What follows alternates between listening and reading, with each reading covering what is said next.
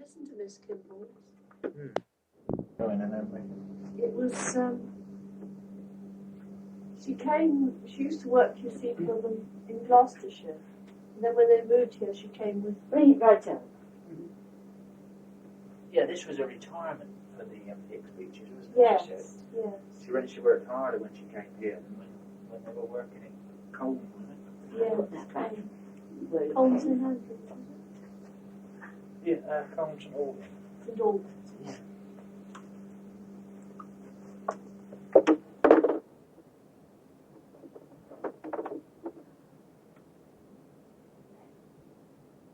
want to know?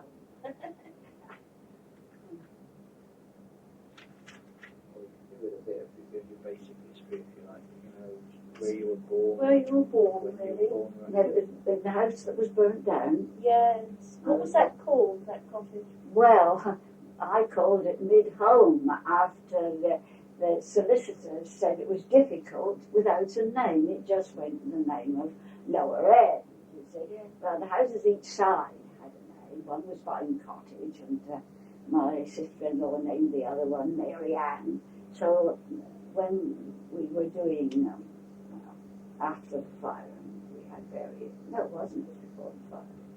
It was when anyhow we had various legal things to sort out. Solicitor said it would be easier if the house had a name. So we named it Mid-Home. I think it's still got that name now. Mid-home. Yes, it was in one in the middle, so I just thought.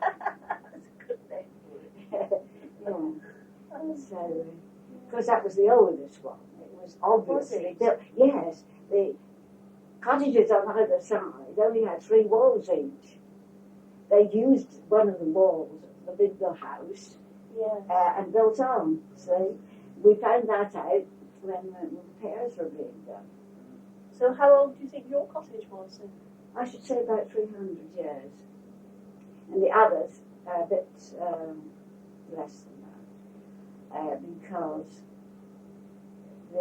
it belonged to the shepherds all right back 1700 and something. And I think as they had big families in those days, didn't they? I think they had the houses built on each side to accommodate the families as they grew up. And they were still working in the blacksmith shop, working as farriers. Yes. Because there were quite a few cottages around there, weren't there? There were 1, 2, 3, 4, 5, 6, 7, 8, 9, 10. 10 or 10 7. in that little plot. 10 in that patch over there. 10 cottages, all thatched. Yes. See? And all but one lot burnt down by fire. Yes. Before ours went. And when I was a child, there was about 30 children all down that corner, all around. Big families in every house. Yeah. And you see, in winter, the dog and gun had a lamp, an oil lamp stuck on the corner there, no electricity in the village, of course. And it was light there, so the children used to be turned out when Father came home. Father came home, I suppose he wanted a bit of peace to have his tea, and the small children sent to bed, see, and the older ones sent out to play, even on a dark night. And they used to congregate by the dog and gun, where it was a bit light. And I'd be indoors and I could hear them. I'd hear they play ring games, singing ring games, and that sort of thing. You could hear them. And if I could sneak out, I would. But I usually got stopped, see. But there was no harm in it. There was no traffic at all after dark. During the day, a few wagons and that sort of thing. That's nothing much. So it was quite possible to play games straight out in the road. We used to draw hopscotch, chalk out hopscotch. We used to play rounders. And somebody always had to be on guard down by the ditch. The ball used to go down to the ditch. I chased that, or at least not just me, but 3 or 4 of us would chase the ball and got into the water at the bottom. And it was right round by the church path before we could get it out. Hook it out with a forked stick. That's what we had to do. Yeah, well, there's nothing to stop you on racing round across the road as much as you like, nothing there. And of course the Fisher, Bobby Fisher, was one of 3 boys. He's the little one. Well, they were always out doing, messing about, playing about. And they had some old, well, my uncle that lived next door, he was a cycle maker, see? And he often had some old cycle frames where he robbed one bicycle to fit up another one. And Bobby Fisher's younger brother got hold of a bicycle with any tires or brakes. Nothing, no, I don't believe he even had proper pedals. And he used to go up to the top of Whitesheet Hill and get on the thing and ride down. Of course, he came down at breakneck speed. I can see his parlour now out by the gate that was there. And Jesus, and his brake behind that one of his days or two. Oh dear, but he didn't. No, he lived to. But he went with some jockeys that were over.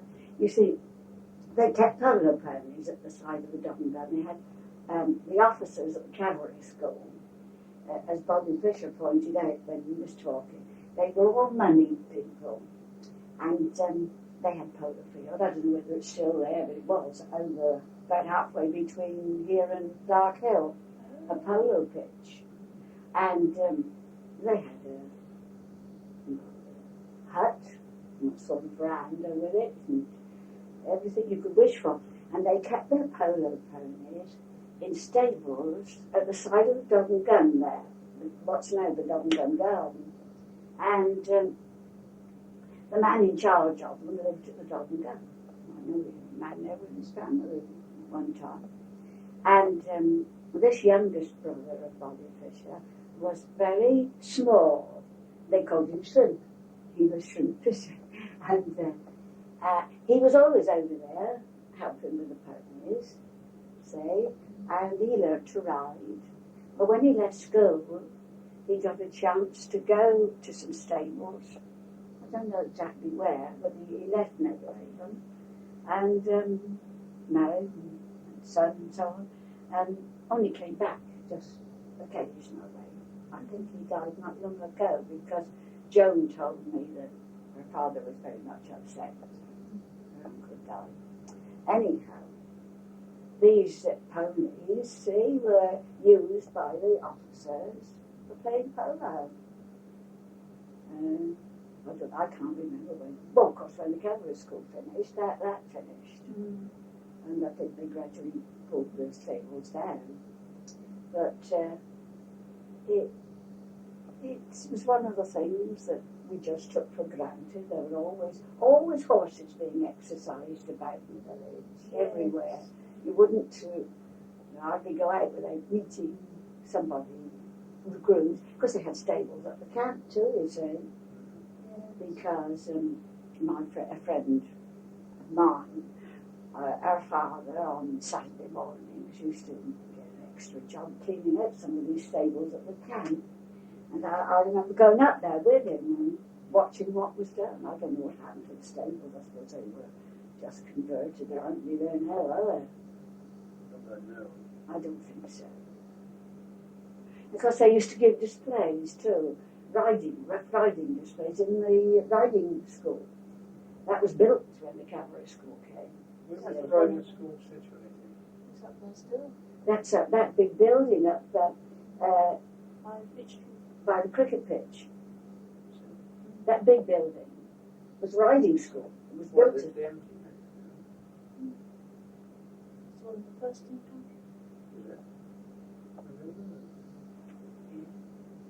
Oh yes. They used to give displays in there. Yes, they used to give rough riding displays. I remember as a child that they had a kind of gallery running along at the side that you could go up and watch.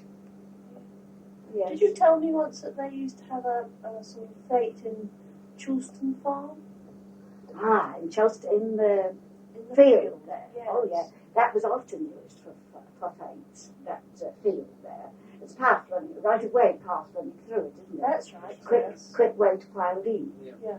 And yes, I've been to many fetes over there. The coronation one was held there, I remember, because we were all dished out with milk things. Which coronation That was was that? Oh, that was the coronation of George V, 1911, I think it was. See, I know. Well, as a child, I remembered that very well. What would I have been? 9 years old. And I remembered. You remember sort of that sort Yes, of thing. I do. And the cavalry school gave a display there. And I remember we were given a tea, free tea, and long tables. And somebody dared one of those officers at the cavalry school to jump his horse right over. And he did too. He jumped his horse right over a table and everything. People sitting down there, they had 40 feet. But he did it. The horse did it beautifully. Because they were jumping, you did jump with the horses. Yes. I don't know. I was only a child, as I said, but I didn't pay much attention. But they were very big cavalry school, naturally. They thought a great deal about horses. But as Bobby Fisher was saying, I think they must have had plenty of money because you had free teas and free entertainments there then. The whole village was invited up because it was quite different. That camp seemed to be part of the village. It always had been. You see, when it was a private estate, it had been part of the village. Well, after the cavalry took over, there were no married quarters as such. They converted some of the huts, the camp, into married quarters. But most of the people had to find either a house to rent in the village or lodgings, so that quite a lot of them were in the village. That would have made a difference. And there was a general invitation when there was a concert or anything like that. They had their own concert party, these people. For people to go out, pray, pay anything. It was, very different atmosphere. The camp, both the camps now stand aloof, don't they? They don't really have much to do with the village. Was there much social life in the village at all? I'm thinking of it like there was the hall here with sorted bits. The hall was built after the First World War. Before the First World War, they used the school, which was only half the size it is now, of course, the old part. That was used for dances and so on. I remember my mother saying they had used to have a dance there in Christmas time, and there was a curate there at the time. Of course, at that time, the vicar always had curate. He didn't do just that village he was vicar of, but he had plenty of people working for him. He said, very tall this curate was.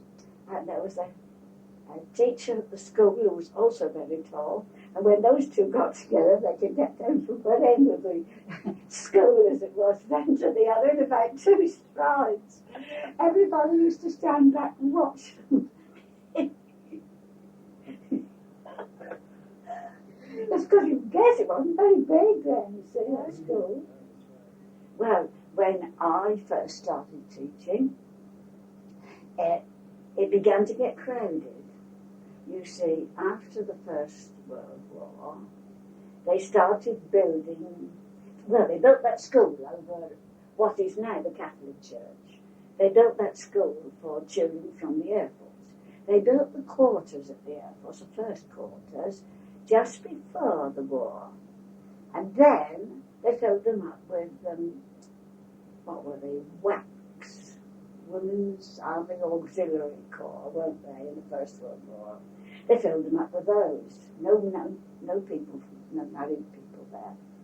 But after the war, married people started moving in there, and they filled up, and there was a lot of children. They started coming down to Never Even School. They place was crowded. So they said, well, we have a school of our own. They built that school over there for a school. But I don't know what went wrong. They haven't got the money to stock it or what. But it never got used as a school. Oh, didn't it? No, never got used as a school. They put some people in there and they used it as quarters. There was some children came to my class. They lived there. And then, next thing we heard was that the Catholics had it for a church. So I don't know what happened. But at any rate, Netherhaven School was filled to overcrowding because they started building the new buildings, council houses, where the new buildings are now, you see. And, well, they said we had to do something. And the infant room was not as big as the room is now. It was one window less. It was a petition, it was further down. It was only a tiny room, not much bigger than, well, bigger than this room, I should think. And it was big. And poor children, they were sitting in dual desks for 2, 3 at a desk. And then on chairs at the side. And Miss Berry was teaching at the time. That's Arthur Whitmarsh's aunt. They named that close up there after her, haven't they? She was teaching, and she was a little bit said she had about 40 children crammed in this little room. And it was just the same in the other room, you see. It was all seniors from 7 to 14. And so the council decided something must be done. And I think it was 1956 when they put the extra half onto the school, the new half. Were there just 2 teachers there? There were just 2 teachers. Well, no, there were 3. There was the infant teacher, there was a head, and then there was an assistant. And the only thing to separate the assistant and the head was a curtain came along, so that it was almost impossible to teach. I mean, the children would be listening to lessons going on at the side. It was, when I look at the school, my goodness, it's a palace compared to what it was when I first knew it. Anyhow, that cured the overflowing of the school. And then, of course, they talked about in the 1920s, they started talking about having a big central school at Durrington. And that didn't come into being until 1950s, did it? 30 years later. So, we're not been told. So Netherhaven School catered for 5-year-olds up to 14. Well, I went to school at 4. 4. 4-year-olds. Yeah. And did you do a full day? Yes. Oh, there was no half days in those days. They didn't think of such Did you start with slates? Because I did. Yes, Yes. started with slates. Yes. Oh, yeah. And when I first went, there was at the side, it went up in stairs, like a gallery. The older children, the 6-year-olds, were up. It was only the 5-year-olds that were down on the bottom. Half the room went up in stages. I think about 3. I don't know why, and what the idea was. So the teacher could see them all. I suppose. It seemed to me a queer idea. Well, and I never saw that disappear. I never noticed it disappear. No. It went. So, well, I don't know. Were they double desks or were they the 4s? I think they were forms on Yeah. they were little desks, little single desks. The infant, the very small ones had, I think. I can't really remember. Can't remember properly. And you graduated to ink later on, did I suppose so. I don't. Lots. I just don't know. I know it was inkwells, and the desks all had inkwells, and they naturally, because when there was a party or anything, all the inkwells had to be collected. There was a big thing to hold, put the inkwells all in, collect those out of the way. Oh yeah, when you come to think of it. How was it heated, the classroom? Was there a big Coke coke stove? stoves, yeah. That's all gone, you see. It's all so much easier now, the electricity Used all to dry all their clothes out when they came in wet. Yes. Oh, yes, on a wet day, the guard all around the fire was hung over with clothes and socks. Yeah. And if it was snowing and they went out to play in the snow, then gloves came in. There was gloves all around, had to be hung around the stove, to dry. And did lots of them bring their own lunches? Yeah, when I was a child, the teacher had a luncheon box. And you had to have your name, your Christian name usually, on each little packet if you brought a lunch. And it went in the box till playtime, and then you collected your whatever you brought. Some did, some didn't, I think. But there were certainly no school dinners. Nobody ever thought of such a thing. And I don't think there was anybody that brought dinners. I don't think so. What used to happen, I think, with children who came a long way, Mother said that children who used to walk down from Beech's barn, when she was a child, you see, they walked down right from Beech's barn, right from Newfoundland, to school. And they had to bring their meals then.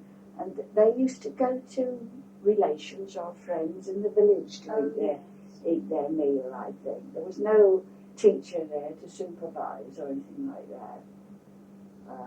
The midday break was clear of children. Yes. Because she used to chat sometimes about her young days. She said it was a funny thing, but if anybody was late, it was usually the children who lived near, not those who had to walk 2 or 3 miles to get to school. They were there all the time. Was there a bell to ring you in? Oh yes, handbell. Mm. Yes, there was a big handbell, big brass handbell. There was for ringing children. And do you remember Mrs. Blake teaching you?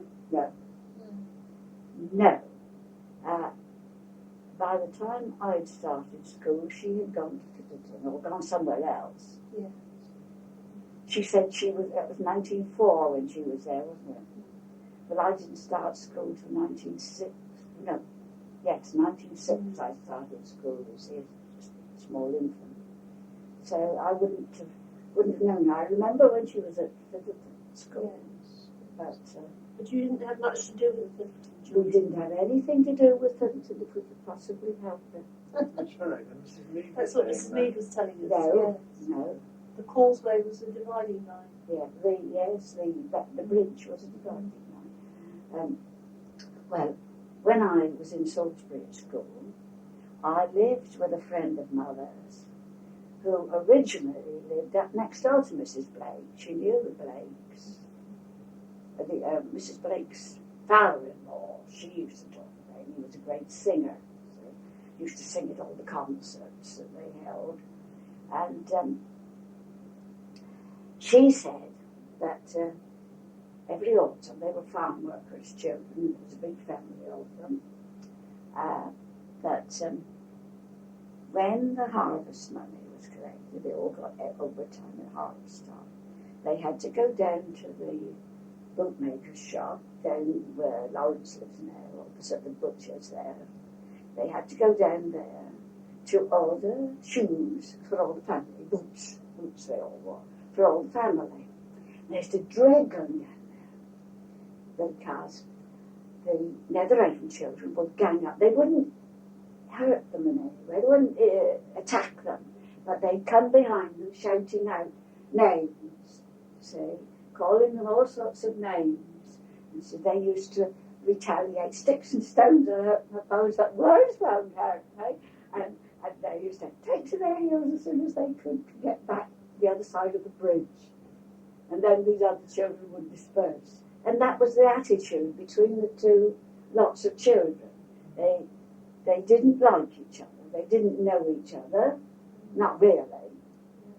But they did, I think, come together as a kind of packs at the time of the 29th of May club. And that was a two-village affair, that Top Hat Club. That fate fair, Top Hat, they called it the Top Hat Club. I think that there were Fiddleton people and Neverend people all took in that, because a lot of the Fiddleton adults belonged to that club. They had to, because there was no, they had to come to Neverend to belong to the clubs, the various clubs. There was a big club, see, and so on, and the sick club.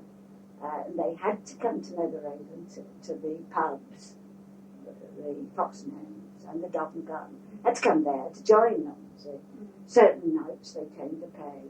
Because that wouldn't have affected the children quite so much, would it? There would have been your adults. That was the adults. The adults weren't so aggressive. I mean, they did join up for certain things. If somebody come in, it's the vicar. Well, really.